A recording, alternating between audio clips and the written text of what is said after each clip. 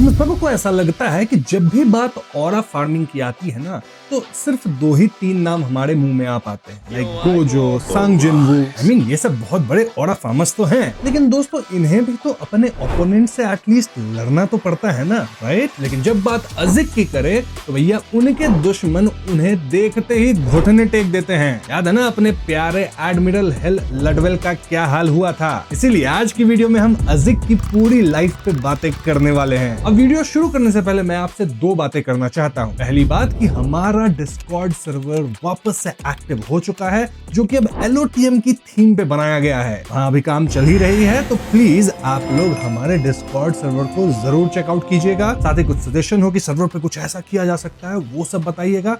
तो हाँ, link description में है। दूसरी बात यह कि हमारे चैनल की मेंबरशिप अब फुली एक्टिव है, तो अगर आपको भी ग्रे फॉग ज्वाइन करना है, टैरो क्लब मीटिंग का हिस्सा बनना है, तो हमारी मेंबरशिप लेके हमें जरूर सपोर्ट कीजिएगा, अगर अफोर्ड कर सकते हैं तो ही, क्योंकि अब वीकली मेंबर्स ओनली लाइव तो आती रहेगी। तो इसी के साथ चलिए शुरू करते हैं। इमेजिन करो एक ऐसी लाइफ जहां आप इमोर्टैलिटी अचीव कर चुके हो, पर उसकी एक बहुत बड़ी और टेरिफाइंग कॉस्ट है। हर 60 साल के बाद आपकी लाइफ खत्म होती है, और जब आप वापस उठते हो तो आपकी सारी मेमोरीज परमानेंटली खत्म हो चुकी होती है। आप एक कंप्लीट ब्लैंक स्लेट बन जाते हो, वो भी LOTM की खतरनाक दुनिया में। देन आप अपने पास्ट को डेस्परेटली ढूंढते हो, क्योंकि आपको पता ही नहीं होता कि आप कौन हो। आपको रियलाइज होता है कि आपके पास खतरनाक पावर्स हैं, लेकिन ये पावर्स आई कहां से, ये आपको मालूम नहीं होता। दोस्तों यही है अपने अजिक एगर्स की जिंदगी का सार। अजिक की पूरी लाइफ एक ऐसी बोट की तरह है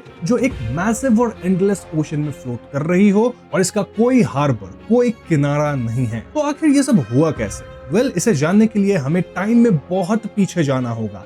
लिटरली कहानी सेकंड एपॉक से शुरू होती है, जिस एरा में अजिक के पिता सैलिंगर मौजूद थे। सैलिंगर कोई आम डीटी नहीं थे। सेकंड एपॉक के केओटिक समय के दौरान सैलिंगर एक्चुअली एक सब्सिडियरी गॉड के अंदर थे। और कौन से गॉड थे? The god was annihilation demonic wolf Flegria. जब टाइम आगे बढ़ा और पावर डायनेमिक्स चेंज हुए, तो उन्होंने फीनिक्स एंसेस्टर ग्रेगरेस के अंदर सर्व करना शुरू किया। इस टाइम पीरियड में सैलिंगर को गॉड ऑफ डेथ के नाम से जाना जाता था। नाउ जो फोर्थ एपॉक का एरा आया, तब सैलिंगर ने एक मैसिव एक्सपेंशन किया।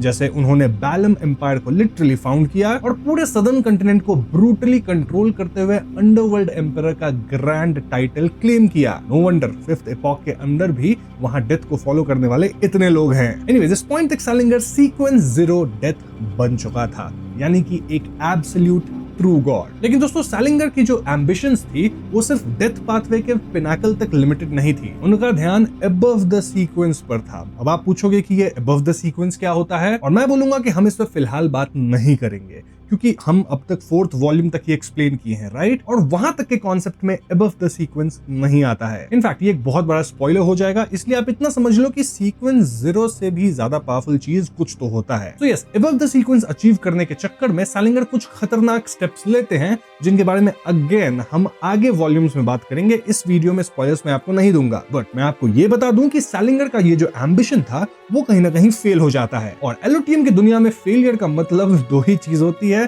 करप्शन, पागलपन, या कभी कभी मौत भी हो सकती है। तो सैलिंगर अपने इस इनसेन प्लान के रिस्क वगैरह को डीपली समझते थे। वो जानते थे कि मैडनेस और बाकी ऑर्थोडॉक्स गॉड्स का अलायंस उन्हें डिस्ट्रॉय कर सकता है, इसलिए उन्होंने एक ultimate backup resurrection plan formulate किया। और एग्जैक्टली यहीं से अजिक एगर्स का ट्रैजिक एग्जिस्टेंस स्टार्ट होता है। तो अजिक का जन्म किसी भी नॉर्मल ह्यूमन इंसान, ह्यूमन बेबी की तरह नहीं हुआ था। इनफैक्ट ह्यूमैनिटी तो उनके नेचर में एग्जिस्ट ही नहीं करती है। तो जब अजिक बॉर्न हुए थे, तो उनकी ओरिजिनल फॉर्म एक फेदर्ड सर्पेंट की थी। रियल लाइफ माइथोलॉजी में feathered serpent Mesoamerican culture जैसे एज़टेक का क्वेटज़ल क्वाटल कल्चर है, और मायन के कुकल्कन कल्चर से कहीं ना कहीं इंस्पायर्ड है। वैसे अगर Lord of the mysteries universe की बात की जाए, तो हाँ, ये डायरेक्टली डेथ पाथवे के मिथिकल क्रीचर फॉर्म को रिप्रेजेंट करता है। क्योंकि अजिक एक प्योर मिथिकल क्रीचर थे, तो वो नेचुरली सीक्वेंस 2 थे, मतलब डेथ काउंसिल, और उनके पास वही स्ट्रेंथ भी थी, बहुत ही ज्यादा कोल्डनेस वो पोजेस करते थे। सैलिंगर ने अजिक की लाइफ में उनके बर्थ के टाइम से ही ऐसी मैजिकल और स्पिरिचुअल टिंकरिंग कर दी, जिससे अजिक इनडायरेक्टली सैलिंगर की एक बैकअप कॉपी बन गए थे। अगर सैलिंगर फ्यूचर में भी मारे जाते तो उनका हिडन डेथ इम्प्रिंट डायरेक्टली अजिक की बॉडी और सोल का यूज करके रिवाइव हो सकता था। अजिक का एग्जिस्टेंस स्टार्टिंग से ही एक इंडिपेंडेंट पर्सन का नहीं बल्कि एक मैड गॉड के रिजरेक्शन टूल का था। फोर्थ एपॉक के पीक पर अजिक के गर्ल्स बैलम एम्पायर के डेथ काउंसिल थे। अपने इस ओरिजिनल फेज में अजिक एक्सट्रीमली कोल्ड, रूथलेस और अनफीलिंग इंडिविजुअल थे। उनके अंदर आम इंसानों के दर्द, खुशी या स्ट्रगल्स के लिए एम्पैथी का कोई ट्रेस तक नहीं था। इनफैक्ट आम इंसान को तो वो कीड़ा मकोड़ा समझते थे। As a sequence two angel of the death pathway, उनकी पावर्स एब्सोल्यूट और गॉड लाइक थी और वो बैलम एम्पायर के एनिमीज को बिना किसी हेजिटेशन के क्रश कर देते थे। उनकी सबसे पुरानी याद वॉर ऑफ 4 एम्परर्स तक जाती है, जब उन्होंने कभी ब्लैक एम्परर और ब्लड एम्परर की तरफ देखा था और ब्लड एम्परर की नजर उन पर पड़ते ही वो बेहोश हो गए थे। बाद में पेल डेथ एरा के दौरान उन्होंने कैटरीना पीले के साथ मिलकर church of the Avnite goddess के सेंट्स और एंजल से लड़ाई भी की थी। दोनों की आखिरी मुलाकात लगभग 1300 साल पहले हुई थी from the current timeline. Now fourth epoch में वॉर ऑफ 4 एम्परर्स तो हुआ ही था, साथ ही इस एपॉक का एंड एक मैसिव वॉर के साथ हुआ था जिसे पेल एरा या पेल डिजास्टर कहा जाता है। मैड गॉड सैलिंगर ने प्रिमोडियल डीमोनिस के साथ अलायंस बनाई और नदन कंटिनेंट पे एक अनप्रेसिडेंटेड कैटास्ट्रोफी क्रिएट की। इस इमेंस डिस्ट्रक्शन को परमानेंटली रोकने के लिए 7 ऑर्थोडॉक्स गॉड्स ने आपस में अलायंस फॉर्म की और सैलिंगर पे डायरेक्टली अटैक किया। इस ब्रूटल वॉर ऑफ गॉड्स के दौरान सैलिंगर फाइनली डिफीट हुए और उनकी मौत कंफर्म हो गई। लेकिन कंप्लीटली खत्म होने से पहले सैलिंगर ने अपने लॉन्ग टर्म रिजरेक्शन प्लान को वायलेंटली एक्टिवेट कर दिया। सैलिंगर ने मैजिकली अजिक की सोल को उनकी फिजिकल बॉडी से बाहर निकाला और उसे वायलेंटली 2 अलग हाफ्स में टियर कर दिया, यानी कि 2 अलग अलग भाग में स्प्लिट इन हाफ्स। इस सोल स्प्लिट का मैकेनिज्म बहुत स्पेसिफिक और कॉम्प्लेक्स था। तो इसका पहला हाफ क्या था? वेल, ये था द गॉडहुड हाफ, यानी कि अजिक की आधी सोल को सैलिंगर ने डेथ पाथवे की यूनिकनेस के साथ फोर्सफुली फ्यूज कर दिया। इस अननेचुरल फ्यूजन से जो डार्क एंटिटी क्रिएट हुई उसे हिस्ट्री में आर्टिफिशियल डेथ कहा गया। सैलिंगर का प्राइमरी प्लान ये था कि आर्टिफिशियल डेथ आने वाले वक्त में रिवर ऑफ इटर्नल डार्कनेस के आसपास वॉन्डर करते हुए सैलिंगर के डेथ इम्प्रिंट को अब्सॉर्ब करके उन्हें वापस रियलिटी में जिंदा कर देगा। बट हाँ, हम दूसरे हाफ को नहीं भूल सकते, अजिक के सोल की, and that is the stabilising half. Azik की बची हुई आधी सोल, मतलब जो कि उनकी कोर सेल्फ थी, उसे एक special high level bird shaped beyond creature या आर्टिफैक्ट के साथ फ्यूज किया गया और वापस अजिक की ओरिजिनल बॉडी में डाल दिया गया। ये कॉम्प्लेक्स प्रोसीजर इसीलिए किया गया ताकि अजिक का फिजिकल और स्पिरिचुअल एग्जिस्टेंस कंप्लीटली कोलैप्स ना हो जाए और वो रिलेटिवली स्टेबल स्टेट में सर्वाइव कर सके। लेकिन इस ब्रूटल सोल स्प्लिटिंग प्रोसेस का एक बहुत बड़ा और एक बहुत इमीडिएट कॉन्सिक्वेंस हुआ। अजिक की जो सीक्वेंस लेवल थी, which is sequence two death council, वो एकदम इंस्टेंटली गिर गई और वो कहीं ना कहीं सीक्वेंस 4 अनडाइंग पे आ गए। और यही वो एग्जैक्ट मोमेंट था जहां से अजिक का इटर्नल और पेनफुल कर्स प्रैक्टिकली शुरू हुआ।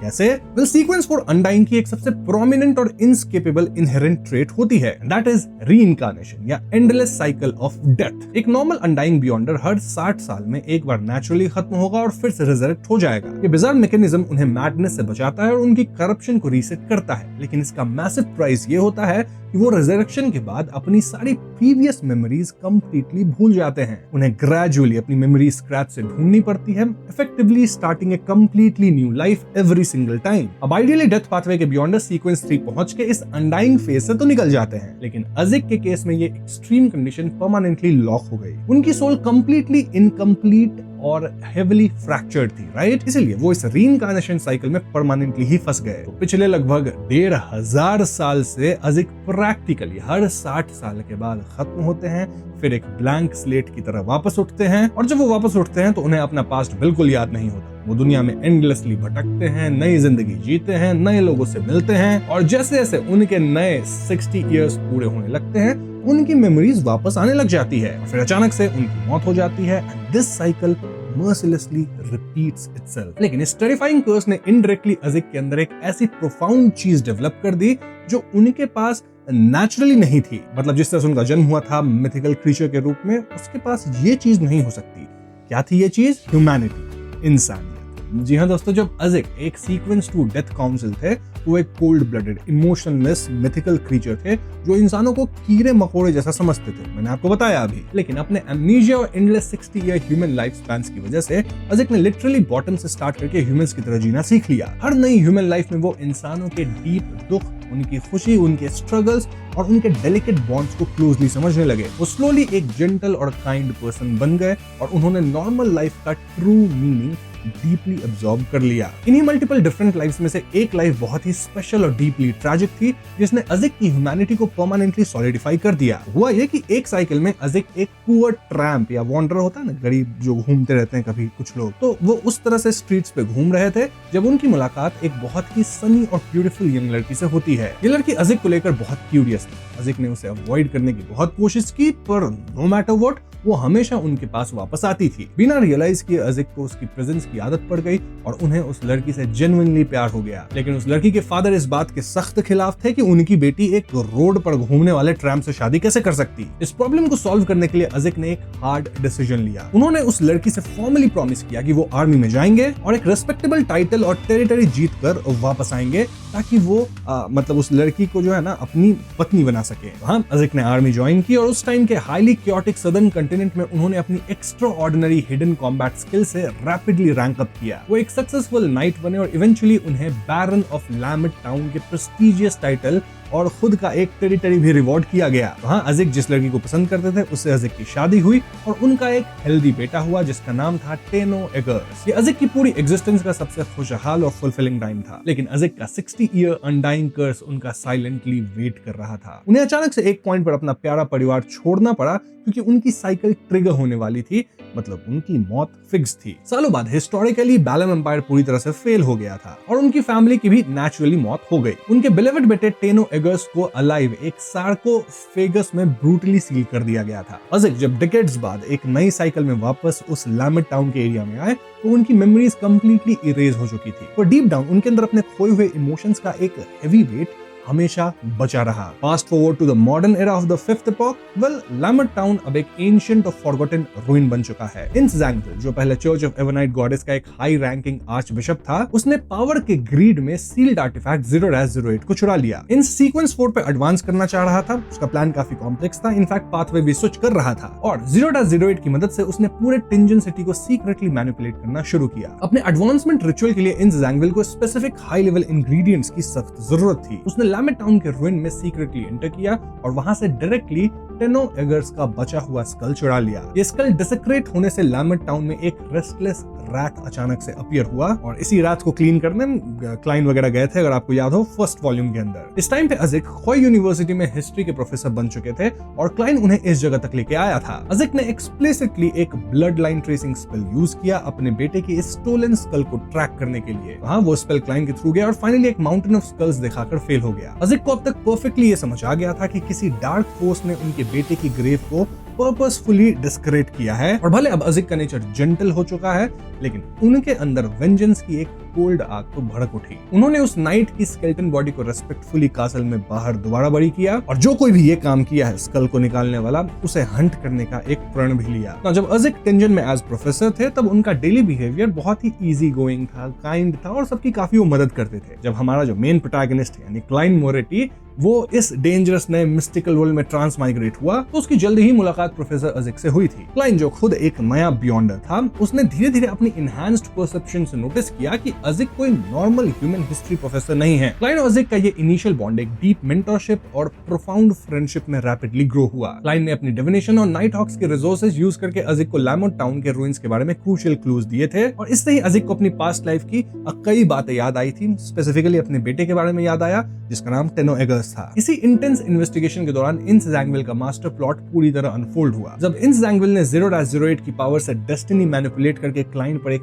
फेटल अटैक करवाया तो उस दौरान अजिक क्लाइन को बचा नहीं पाए थे। ये मैं बात कर रहा हूँ फर्स्ट बुक के एंड का, याद है ना, क्लाइन वहां खत्म हो गया था। वो अलग बात है, क्लाइन वापस से रिजरेक्ट हुआ। इनफैक्ट इंस ज़ैंग्विल सेकंड बुक के अंदर भी क्लाइन पे अटैक किया था, लेकिन इस बार अजिक उसे बचा लिए थे। याद है सेकंड बुक के अंदर काफी मीटियोराइट्स क्लाइन के ऊपर गिरने लगे थे एकदम एंडिंग क्लाइमेक्स के दौरान और तब अजिक उसे बचा के स्पिरिट वर्ल्ड से ट्रैवल करवाए थे। देन सेकंड बुक वाले इस अटैक के दौरान मतलब बैकलैंड के पास एक अंडरग्राउंड एंशिएंट रूइन में ये दोनों क्रैश लैंड हुए थे और वहां उनका वेट इंस ज़ैंग्विल और उसका एक स्ट्रॉन्ग एलाई एक इंपेरेटिव मेज कर रहे थे। अजिक ने एग्रेसिवली अकेले उन दोनों पावरफुल एनिमीज का फ्रंट से सामना किया ताकि क्लाइन सेफली वहां से एस्केप कर सके। हालांकि combat situation out of control हो गई और इंस ज़ैंग्विल कंप्लीटली एस्केप करने में सक्सेसफुल रहा। पर अजिक ने क्लाइन को एक बहुत ही इंपॉर्टेंट मिस्टिकल आइटम दिया, and that was his copper whistle. ये कॉपर विसल इन दोनों कैरेक्टर्स के बीच एक ultimate long distance communication tool बन गया। मतलब विसल बजाओ, मैसेंजर आएगा, खत दो, खत एक्सचेंज करते रहो। अज़िक ने फर्मली डिसाइड किया कि वो अब ऑफिशियली बैकलैंड और डिफरेंट कॉन्टिनेंट्स घूमेंगे, मतलब अपनी बची हुई लॉस्ट मेमोरीज है ना उसको एक्टिवली रिकवर करने की कोशिश करेंगे। और उन्होंने क्लाइंट से एक तरह का काइंड ऑफ पैक्ट बना लिया था कि ये दोनों कॉन्स्टेंटली लेटर्स के थ्रू हमेशा कनेक्टेड रहेंगे। वैसे यहाँ मैं एक चीज भूल गया आपको बताना, एंड दैट इज कि फर्स्ट वॉल्यूम के अंदर भी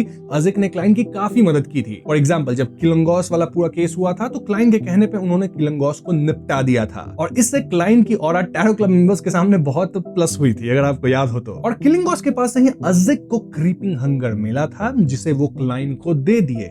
इनफैक्ट उन्होंने क्लाइंट के लिए इस क्रीपिंग हंगर को सील भी कर दिया था ताकि बार बार क्रीपिंग हंगर को खिलाने की जरूरत ना पड़े। और हाँ, अज़िक बार बार क्लाइंट के लिए क्रीपिंग हंगर को सील करते ही रहते थे। अब क्रीपिंग हंगर क्लाइंट के लिए कितना हेल्पफुल था ये तो थर्ड बुक में हम सब देख ही चुके हैं। अब वॉल्यूम 3 के कंटिन्यूअसली अनफोल्डिंग इवेंट्स के दौरान अज़िक मोस्टली शैडोज में सीक्रेटली ट्रैवल करते रहे। उनका मेन ऑब्जेक्टिव क्लियर था, अपनी बची हुई फ्रैगमेंटेड मेमोरीज वापस पाना। और जैसे जैसे इस पीरियड में अज़िक की मेमोरीज फास्ट रेट से वापस आ रही थी, उनके अंदर एक डीप साइकोलॉजिकल और इंटरनल कॉन्फ्लिक्ट शुरू हो गया। उन्हें रियलाइज होने लगा कि फोर्थ इपॉक में वो बहुत कोल्ड और एब्सोल्युटली रूथलेस मॉन्स्टर की तरह थे। अज़िक के अंदर एक जेन्युइन डर परमानेंटली बैठ गया कि अगर उन्हें सब कुछ वापस याद आ गया तो उनकी ये 1500 साल की जो केयरफुली बिल्ट ह्यूमन एक्सपीरियंसेस है ना, वो कहीं ना कहीं कंप्लीटली वॉश अवे हो जाएगी। वो अपने दोस्तों को, स्पेसिफिकली क्लाइंट और अपने पिछले लाइफ्स के परिवार के डीप प्यार को किसी भी गॉडहुड पावर के लिए खोना नहीं चाहते थे। इस इंटेंस मेमोरी रिकवरी प्रोसेस के दौरान अज़िक को बार बार डीप स्लम्बर यानी कि मतलब नींद में एक जाना पड़ता था ताकि उनकी सोल पास्ट के ओवरलोड को डाइजेस्ट कर सके। उन्होंने क्लाइंट को एक डीपली इमोशनल लेटर में डायरेक्टली लिखा था कि स्लम्बर होना कोई बुरी चीज नहीं होती। उन्होंने बताया कि कम से कम अपनी गहरी नींद में वो पीसफुली अपने सपनों में अपनी बिलवेड वाइफ के साथ बैठकर ठीक से धूप सेक सकते हैं और अपने एनर्जेटिक जिद्दी बेटे तेनो को ब्रॉड स्वॉर्ड ठीक से चलाना सिखा सकते हैं। ये हार्ट रंचिंग कोट अज़िक के डीप ह्यूमन इमोशनल कनेक्शन और उनके ट्रैजिक एग्जिस्टेंस को परफेक्टली समराइज करता है। वॉल्यूम 4 के दौरान अज़िक जब क्लाइंट से मिलने आते हैं तो वो पहले एडमिरल हेल को क्लाइंट का मैरियोनेट बनवा देते हैं। काफी ऑरा फार्मिंग मूवमेंट था वो। देन वो क्लाइंट और उसके दोनों मैरियोनेट्स के साथ बर्सर्क सी में उस जगह पहुंचते हैं जहां आर्टिफिशियल डेथ वाला पूरा कांड चल रहा था। बेसिकली आर्टिफिशियल डेथ ही अज़िक की जो आधी सोल है ना उसको इंटेंसली कॉल करने लगी थी और उसी को पीछा करके अज़िक वहां पहुंचे थे। आर्टिफिशियल डेथ जिसमें अज़िक की बची आधी सोल और कोर डेथ यूनिकनेस ट्रैप्ड थी, वो बेसिकली अज़िक की करंट फिजिकल बॉडी को वायलेंटली अब्सॉर्ब करने की पूरी कोशिश कर रहा था ताकि डेड सैलिंगर फाइनली परमानेंटली रिजरेक्ट हो सके। अज़िक एक इररेसिस्टिबल फोर्स से खींचे चले गए और जब अज़िक अनकंट्रोलेबली इस मैसिव एंटिटी के साथ फ्यूज होने वाले थे, जिसके कारण सैलिंगर का हिडन मेंटल इम्प्रिंट उनकी बची हुई पर्सनालिटी को परमानेंटली ओवरराइट कर देता, ठीक उसी क्रिटिकल मोमेंट पर सीरीज की सबसे पावरफुल और गेम चेंजिंग इंटरवेंशन होती है। कैसी इंटरवेंशन?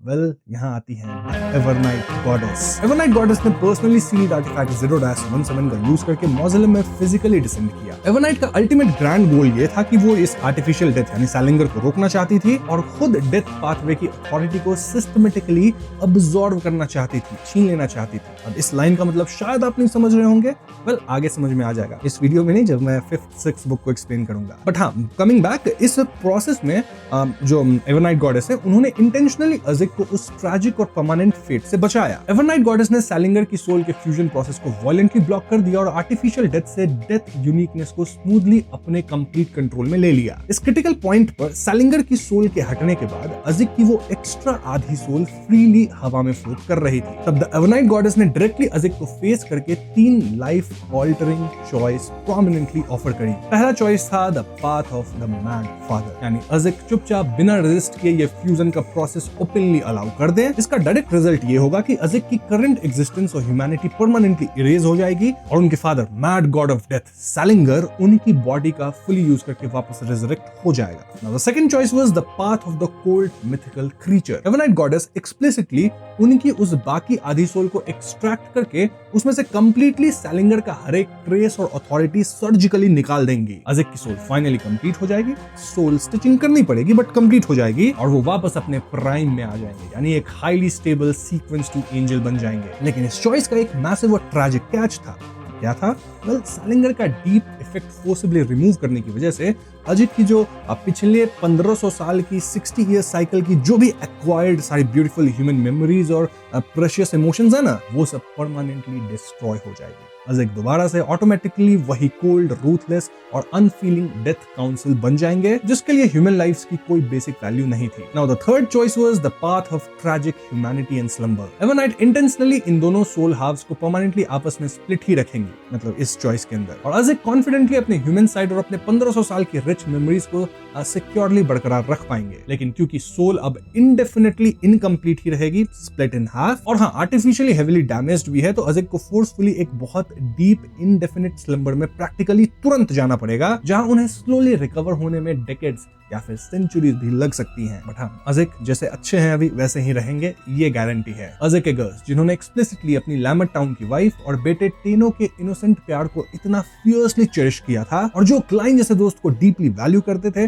उन्होंने स्मूथली बिना किसी हेजिटेशन के थर्ड चॉइस प्राउडली सिलेक्ट की। वो अल्टीमेट गॉडहुड और प्राइम सीक्वेंस 2 पावर के आगे अपनी ह्यूमन वार्मथ और अपनी चेरिस्ड मेमोरीज को किसी भी हालत में सैक्रिफाइस नहीं करना चाहते थे। तो यस, इस तरह से अज़ेक एक लंबी डीप स्लीप में चले गए, और क्लाइन हमेशा उन्हें लेटर्स लिखता रहता है, जो कि आप बुक 5, 6, 7 सब में देखते ही रहोगे। बुक नहीं, वॉल्यूम 5, 6, 7। और क्लाइन ऐसा इसलिए कर रहा था कि जब भी अज़ेक उठेंगे ना, तो उन्हें क्लाइन की सारी लेटर्स एक साथ मिल जाएगी। साथ ही अज़ेक को तुरंत याद भी आ जाएगा कि वो कौन है, क्या है, उन्हें बार बार मेमोरीज कलेक्ट करने की जरूरत नहीं पड़ेगी। तो यस, दिस वाज अज़ेक्स लाइफ, और आगे COI में भी शायद अज़ेक हमें देखने को मिल जाए। लेकिन दोस्तों, मैंने सर्कल ऑफ इनएविटेबिलिटी यानी COI नहीं पढ़ा है, मैं इसके आगे की कहानी आपको नहीं बता पाऊंगा। तो हाँ, यही थी वीडियो, और यहाँ मेरा प्लान है दोस्तों कि मैं LOTM की लोड पे ऐसी ही ढेर सारी वीडियोस लेके आता रहूंगा। जैसे आगे की वीडियोस में हम 22 पाथवेज पे बातें करेंगे, जहां हम हर पाथवे के सारे सीक्वेंसेस को डिस्कस करेंगे, उनके पावर्स को जानेंगे। ऑफ कोर्स एक वीडियो में 22 पाथवेज तो नहीं कवर हो सकती,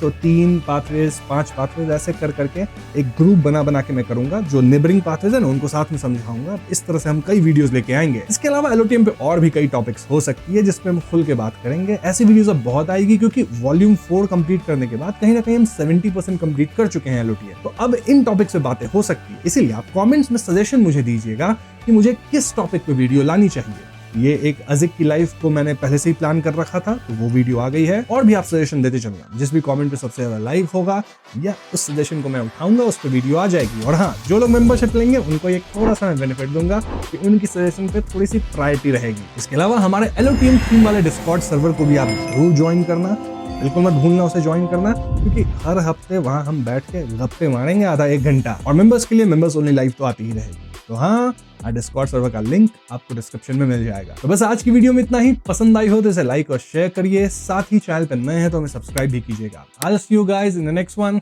Peace out.